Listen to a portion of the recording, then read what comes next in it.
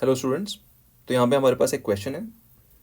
इस क्वेश्चन में बोलता है कि हमारे पास एक वुडन रॉड है जिसका क्रॉस सेक्शनल एरिया यूनिफॉर्म है और उसकी टोटल लेंथ 1.2 मीटर्स है, 120 सेंटीमीटर।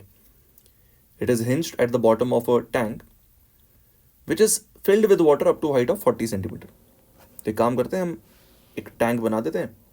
इस टैंक में पानी भरा हुआ है और नीचे हिंज कर देते हैं रॉड को। एंड ये जो रॉड है, जब इक्विलिब्रियम होता है उस समय 60 डिग्रीज बना रही है वर्टिकल से, ऐसा लिखा हुआ है यहाँ पे। इट से 60 डिग्रीज एंगल बना रही है वर्टिकल से इन इक्विलिब्रियम। एंड इसकी टोटल लेंथ 1.2 मीटर्स है। और पानी किस हाइट तक भरा हुआ है? पानी भरा हुआ है 40 सेंटीमीटर की हाइट तक।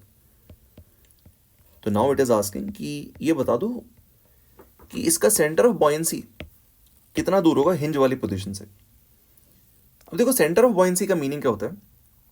इट इज दैट पॉइंट जहां पर पूरा बॉइंट फोर्स मान ले एक जगह पर, तो टॉर्क की कैलकुलेशन एकदम सही आ जाती है।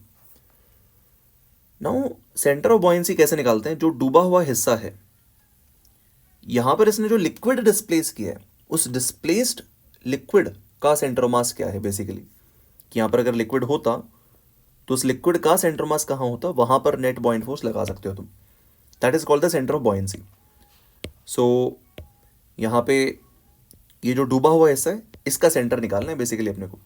नाउ सी, अगर मैं इस डिस्टेंस को कुछ स्मॉल एल मान लेता हूँ, यहाँ पर ये वाला राइट एंगल ट्राइंगल अगर ध्यान से देखें तो this length is 40 centimetre, this angle is 90 degrees. तो एडजेसेंट अपॉन हाइपोटेनस, ये तो कॉस थीटा का फॉर्मूला होता है। तो cos 60 degrees is equals two adjacent upon hypotenuse. ये आ गया हमारे पास। कॉस 60 होता है हाफ, तो this can be written as half. So L will come out to be 80 centimetre. तो जो डूबा हुआ हिस्सा है उसकी लेंथ आ गई। तो ये डूबा हुआ जो हिस्सा है इसकी लेंथ आ गई। अब यहाँ पर जो लिक्विड होता इसकी जगह, जिसको इसने डिस्प्लेस कर दिया, उसका सेंटर मास यहाँ पर होता, इधर से L/2 डिस्टेंस दूर, बेसिकली इसका हाफ 40 सेंटीमीटर।